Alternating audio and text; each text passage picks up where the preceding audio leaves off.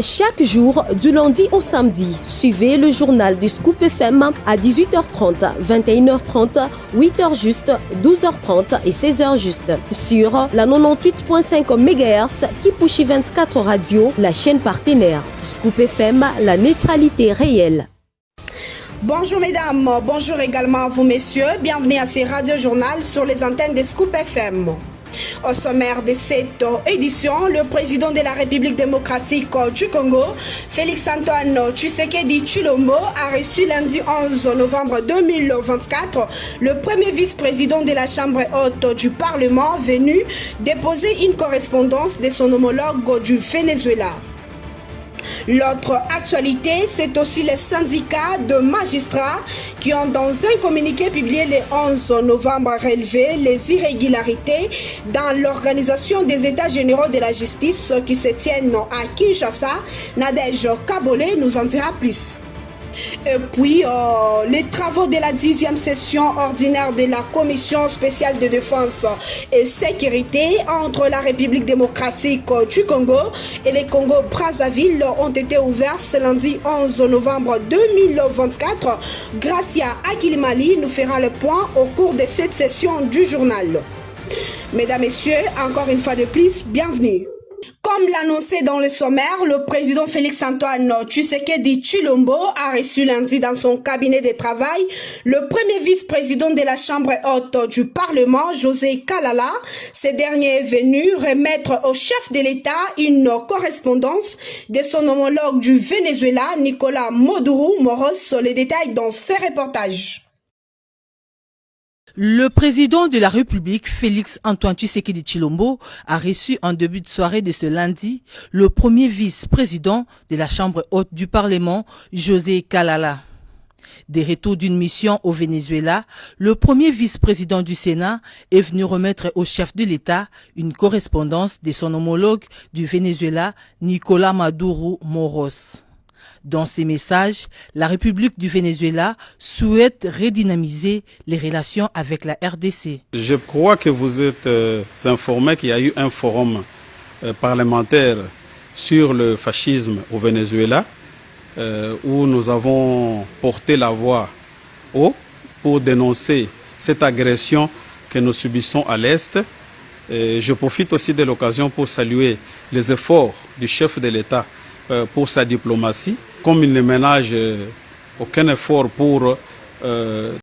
Ouvert lundi à Kinshasa, le travaux de la 10e session ordinaire de la Commission spéciale de défense et sécurité entre la République démocratique du Congo et la République du Congo-Brazzaville qui vont notamment procéder à l'évaluation des résolutions adoptées lors de la 9e session tenue à Gabé de l'autre côté du fleuve Congo.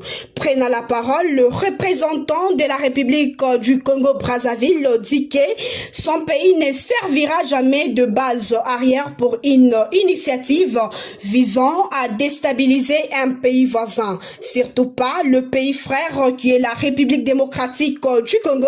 Écoutez le ministre de l'Intérieur de la République du Congo-Brazzaville dans cet extrait choisi par Gracia Akilimali. On voudrait, monsieur le vice-premier ministre, si je ne reviens pas sur cette constance politique de son Excellence, Monsieur Denis Sassou Nguesso, président de la République du Congo, au nom de qui je prends la parole. Cette constance politique est que le Congo n'a jamais servi et ne servira jamais de base arrière pour une initiative visant à déstabiliser un pays voisin. Surtout pas, mais alors pas du tout, le pays frère qu'est la République démocratique du Congo. C'est un serment. Sur la base de ce serment, nous ouvrons à ce qui est essentiel pour nos deux pays et pour nos deux peuples. C'est un appel simple et nécessaire. Travaillons à des mécanismes de paix, de coopération et de sécurité plus dynamiques et plus pragmatiques pour nos deux États. C'est le sens que je donne à ces assises auxquelles je souhaite des perspectives plus concrètes, assorties de résolutions plus pertinentes et avantageusement rassurantes. Merci, Monsieur le Vice-Premier ministre. Et puis, Monseigneur Donatien Cholet était ce lundi au centre financier dans le cadre des États généraux de la justice. Il a déclaré que, d'après l'Église catholique, les conditions ne sont pas réunies pour organiser un référendum ou procéder à un changement ou à une révision de la Constitution. Les détails dans cet extrait choisi par Jean Bondo. Oui, je pense vraiment qu'il faut réfléchir là-dessus. Mais ce n'est pas une question pressante. Et ce que j'ai le plus aimé, il a dit, ce serait irresponsable d'aller même dans le sens de la revue du changement du référendum, parce que dans les conditions sociales actuelles, où on a besoin de beaucoup de moyens pour améliorer le social congolais, qui dit référendum, je cite ce mot, qui dit référendum dit élection. Qui dit élection, c'est beaucoup d'argent. Est-ce qu'on peut se le permettre au moment où on doit améliorer les conditions de l'enseignant, de l'infirmier, du policier, du social? Donc le problème, c'est l'opportunité. Et il y en a qui pensent au changement de la Constitution. La Constitution que nous avons aujourd'hui, c'est un pacte républicain qui a résolu un grand problème de sécurité aussi dans notre pays. Donc il faut tenir compte. Les évêques ont conseillé au chef de l'État de pas donner l'ordre. Ils lui ont conseillé d'examiner tous les aspects sécuritaires, les aspects sociaux, les aspects. Donc voilà, je crois que c'est la sagesse qui parle. Là, il ne s'agit pas de 2 ou 3 évêques, mais tous les évêques de la RDC réunis. Est-ce qu'ils peuvent vraiment prendre position simplement pour agir contre le pays? Il n'y a pas une institution qui aime ce peuple comme les évêques, je vous assure.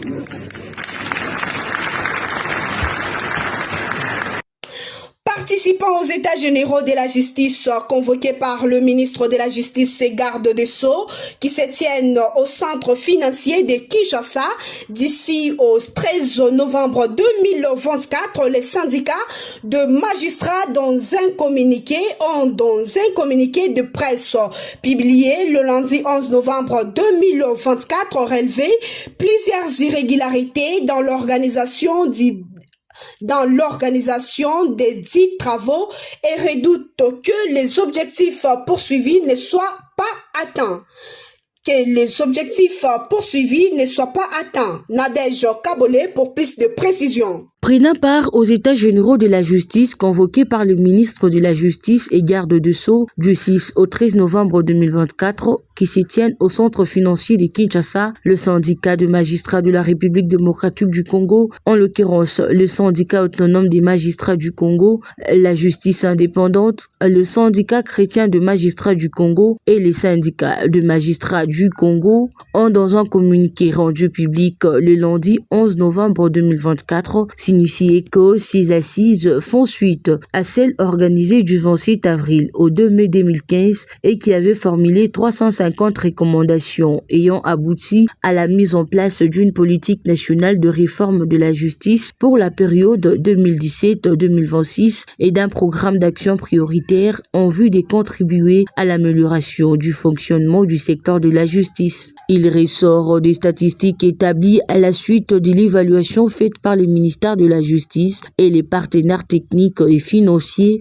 que ces résolutions n'ont été exécutées qu'à hauteur de 0,8%, soit en dessous de 1%. Cette situation n'a fait qu'aggraver les dysfonctionnements décriés de la justice congolaise. Les États généraux en cours ont pour objectif d'évaluer la mise en œuvre de la politique nationale de réforme de la justice, déposer les diagnostics sans complaisance du fonctionnement du secteur de la justice et d'identifier les actions à entreprendre pour une bonne administration de la justice. Cependant, le syndicat de magistrats de la RDC relève plusieurs irrégularités dans l'organisation des dits travaux, notamment les conseils supérieurs de la magistrature, organes de gestion du pouvoir judiciaire et les autres acteurs majeurs de la justice n'ont pas été associés dans l'organisation du présent travaux. La pléthore de participants estimée à plus de 3000 2500, dont la majorité serait écrite parmi les étudiants et le militant de partis politiques. La très faible prise en charge des participants, en particulier le magistrat venu des provinces.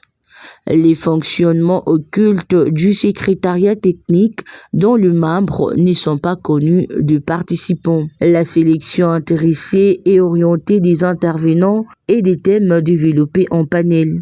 Les temps de travaux en atelier réduits en un seul jour risquent de rendre superficiel le débat. Tout en saluant la tenue de ces assises, le syndicat de magistrats de la RDC constate avec amertume la théâtralisation de leur déroulement et redoute que les objectifs poursuivis ne soient pas atteints. 16 propositions ont été faites par Noël Tchani pour soutenir la démarche de la révision constitutionnelle, parmi lesquelles la réduction de partis politiques en République démocratique du Congo. Ornikar Banza, politologue de formation de la montagneuse ville de Likasi, soutient cette démarche. Suivez-les dans ses propos recueillis par Jean Bondo. Je crois que la proposition faite par Noël Tchani ou les propositions faites par Noël Tchani, moi particulièrement, je crois que je pourrais appuyer beaucoup plus la proposition allant dans le sens de réduire sensiblement les partis politiques dans notre pays.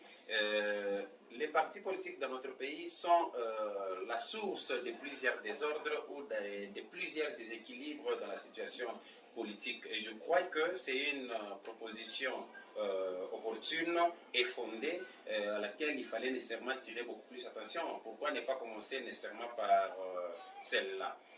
Par rapport aux procédures, comment est-ce que ça doit se faire? Je sais que dans notre pays, la plus grande partie où le plus grand nombre de partis se canalisent déjà. Nous avons les partis unitaristes et nous avons les partis fédéralistes.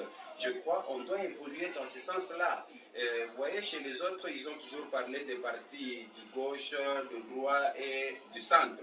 Et c'est dans ce même contexte que nous pouvons aussi évoluer. Donc on peut avoir les unitaristes, on peut avoir les fédéralistes et on peut aussi avoir ceux du centre. Donc je crois à ce niveau, ça peut quand même réduire. Et si nous avons simplement des groupes de partis politiques, ça peut nous aider et ça peut réduire sensiblement des tensions et des frustrations. Et à ce niveau, je crois que certaines réformes n'auront pas une raison d'être. Merci beaucoup. Vous savez, il faut toujours avoir un débit. Sur ce qui est vrai, c'est que le mal, c'est cette liberté du pluralisme politique auquel nous avons assisté et que d'ailleurs que nous avons torpillé, c'est-à-dire nous avons interprété ça en mal. Chez nous, cette multiplicité des partis politiques allait dans le sens beaucoup plus d'ethnie ou de tribus. Alors par conséquent, je crois que ça n'a pas un sens. Mais dans la réalité des choses, c'est à ce niveau qu'on peut relever maintenant ce que j'ai toujours dit souvent sur l'homme congolais.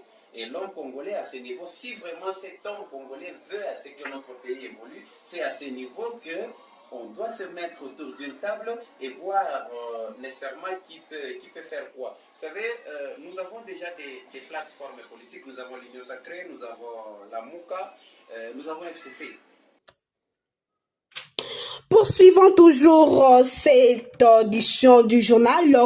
400 éléments FARDC viennent de boucler leur formation au centre d'instruction de Rwampara en présence du gouverneur militaire de la province de l'Ituri, le général John Luboya Kachama, lui qui a présidé la dite cérémonie de clôture tout en saluant la bonne collaboration qui existe entre le FARDC et les forces de la MONUSCO qui a joué un rôle important dans l'aboutissement de cette formation. Reportage. Ces démonstrations spectaculaires appartiennent aux éléments du bataillon Aiglon basé à Rwampara. Ils viennent de clôturer leur formation en vue de défendre l'intégrité du territoire national. Le colonel Moukim du bataillon Bangladesh a salué l'implication du gouverneur militaire de l'Ituri. On Enfin, je remercie Enfin, je remercie son Excellence le gouverneur de la province de l'Ituri, aussi les autres membres du gouvernement pour avoir honoré notre invitation par sa présence. Le commandant des opérations et gouverneur militaire de l'Ituri, le lieutenant-général Bouyanka Chomanjoun, qui a présidé cette cérémonie, a salué la collaboration entre les deux forces. Je suis l'homme le plus heureux parce que cela montre que nous collaborons très bien avec la MONUSCO. Vous voyez le chef de bureau qui est là, le secteur commandant qui est là et le commandant ici qui était dédié, n'est-ce pas, à encadrer ces jeunes gens ici. Occasion pour le numéro 1 de la province de l'Ituri de demander aux groupes armés d'arrêter de faire souffrir leurs frères et sœurs. Ils tuent et violent leur mère, leurs sœurs. Ils tuent leur père, leurs frères. Trouvez-vous ça normal vraiment? Cette série de formations prouve en suffisance la détermination du président de la République, commandant suprême des FARDC, Félix Antoine Tshisekedi Tshilombo, qui reste résolument engagé à rendre professionnelle son armée en renforçant surtout sa capacité opérationnelle en vue de garder intacte l'intégrité du territoire national.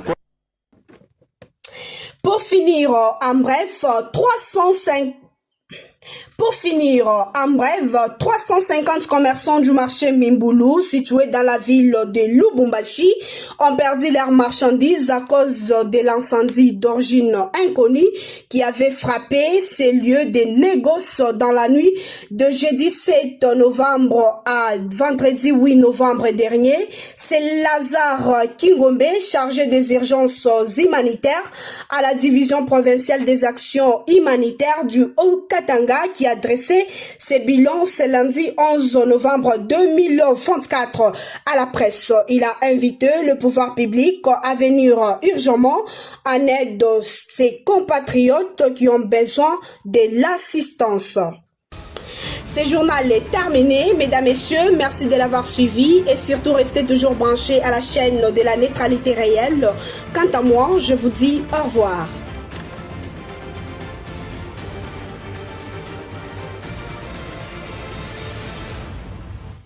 Chaque jour, du lundi au samedi, suivez le journal du Scoop FM à 18h30, 21h30, 8h juste, 12h30 et 16h juste sur la 98.5 MHz Kipushi 24 Radio, la chaîne partenaire. Scoop FM, la neutralité réelle.